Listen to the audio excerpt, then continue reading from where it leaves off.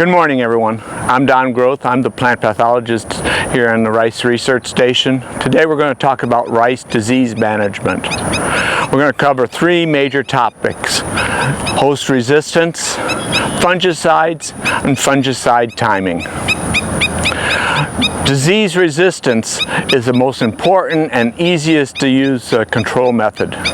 Nice thing about it is if you have a resistant variety, you plant it in the spring, the rice comes up, you have your control practices, you're not going to have problems with diseases, and you don't have to add additional costs of using fungicides or other control methods there. We have four major diseases of rice: sheath blight, blast, bacterial panicle blight, and cercospora. And I'll also add in the grain smut because they become more important over the years. We actually have varieties and lines that have good resistance to all of these diseases. I know that might sound surprising to farmers because we still have disease problems in the field, but we don't have one variety that's resistant to all of those diseases. What the breeder does is he takes these sources of resistance and crosses them with agronomically acceptable variety that have high yield, the quality, the cooking quality that we need to be a commercial successful variety. So they'll take a disease-resistant one, an agronomic one, and cross them, and then they select those lines that come out of that cross to release the next variety, picking out the best traits. What we found, though, is a lot of times if you select these varieties without any disease pressure, you lose that disease resistance. An excellent example of that is the variety Turnas. It was released a number of years ago. It was actually from a cross between some of the most sheath blight resistant materials that we had and a commercially acceptable variety. They made the cross, went through the screening process, and when I got it, usually I get back then I'd get it a couple of years before it would be released to evaluate for disease resistance. We found that it was very susceptible to sheath blight. We had lost the resistance just by randomly selecting and missing that resistance through the process of breeding. So what we did was about 10-12 years ago, we started screening lines that were earlier in generations to make sure that we carried that resistance through the breeding program. What you see behind me is a disease nursery. There's probably about 2,000 lines out there that we're screening for multiple disease resistance, and we manage this rice for disease development. This is a good case of do as I say, not as I do, because we do everything to try to cause disease in these plots. We plant thick stands. We put high nitrogen rates. We plant late in the season.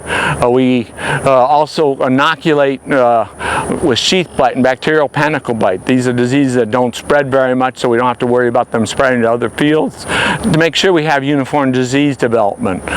So we do everything we can to cause disease in these plots. Then we select them, and then we rate every row out there, and then we provide that information to the plant breeders. That way they can select which lines have the resistance along with the other traits that they want: the high yield, milling quality, plant type. You know, there's probably 20 or 30 different traits that they're evaluating, and diseases now can be one of those, some of the traits that they're evaluating.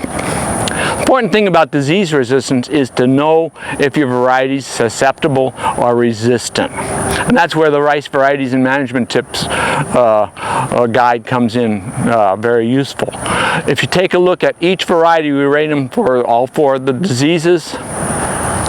And you can tell if something's resistant or moderately resistant, a probability of having a problem with that disease is very low.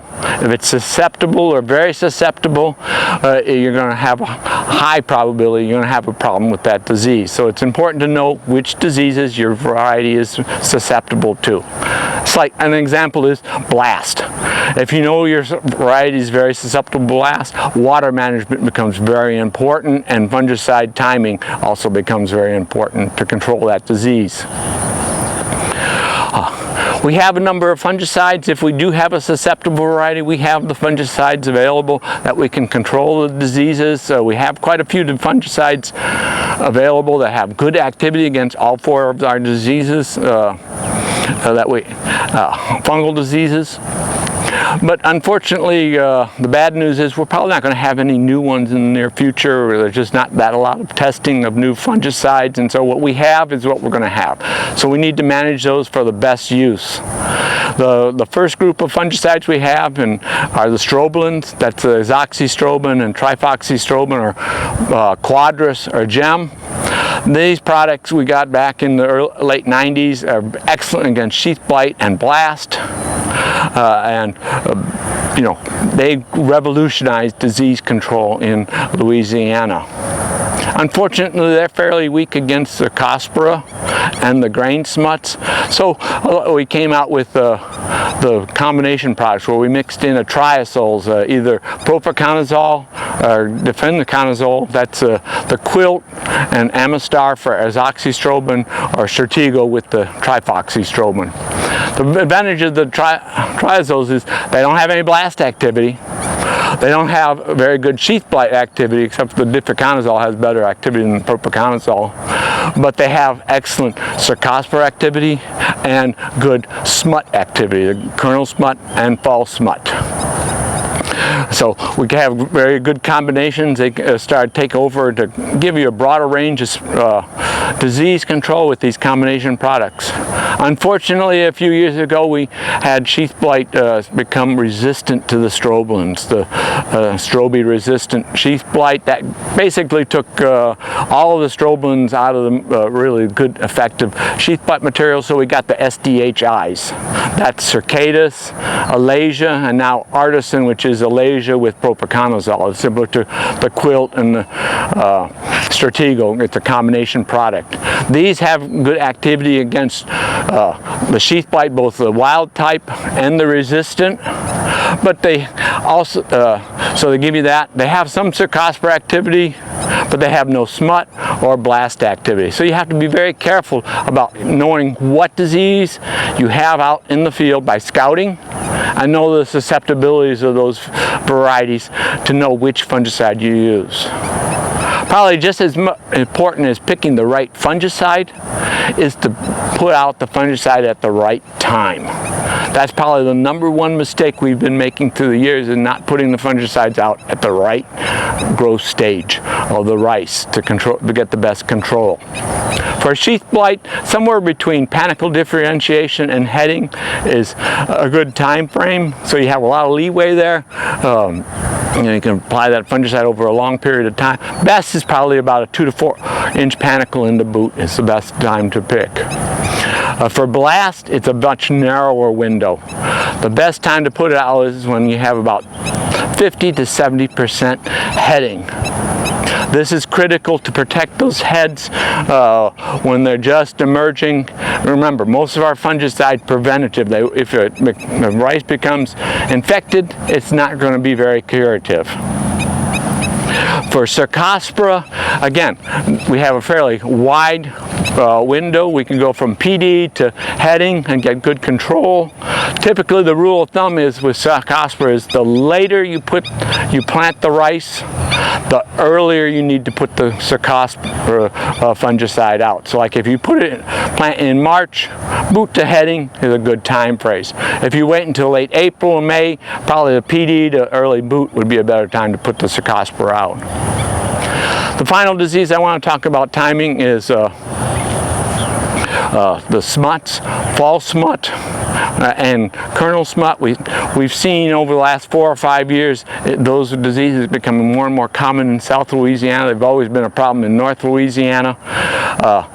Last year we had almost epidemic proportions of smut that we've never seen before, so there's a lot of interest.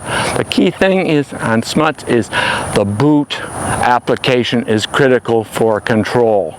About a 2 to 4 inch panicle in the boot is ideal. Now that's counterintuitive to what you would think, because this is a heading. The grain is actually infected at heading, and So we're putting it out at boot. It's either we have to get the fungicide out early so it can get into the head and protect the grain, or we're actually reducing the amount of inoculum being produced, but that's very important. So we have a problem here that we have different growth stages that are ideal for different diseases. So like for sheath, if you're trying to get kernel smut and you're trying to hit boot, if you put out the sheath blight and the cercospora fungicide, that's going to be a good timing for those diseases also. So you're going to get good control of all the diseases. The problem comes when you have blast. Blast has to be out at heading. It's going to have almost no effect on kernel smut and fall smut.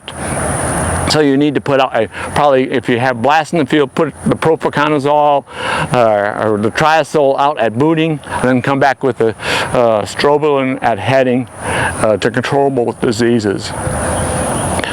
Just kind of in summary, you know, a good disease control management program would include knowing what your variety is susceptible to. Get out there and scout for the disease. Make sure it's active. A lot of our fields don't have enough disease to treat. So you might be able to save a fungicide if you don't have disease out there, and you won't know that unless you scout. You also know what disease is out there. You know, one field might have blast, and right next to it you might have sheath blight of the same variety. It can be that different. Second, while you're scouting, check for the growth stage so you can get it out in a timely manner. Remember that 50 to 70% heading is a cutoff on fungicide, both label restrictions, and also you start losing most of your benefits if you wait after that. So if you see a bunch of heads coming out of the rice, you're not gonna get much activity from the fungicide and benefit from that fungicide. Then pick the right fungicide and get it out in a timely manner. That's about the best you can do. You're going to delay the onset of disease. You might not completely control the disease, but it's going to maintain the yield and quality of that rice, and you're going to get a benefit out of that. I'd like to thank everyone for their support through the years. Without the Rice Research Board and industry support, all this research really wouldn't be able to be done. Thank you very much.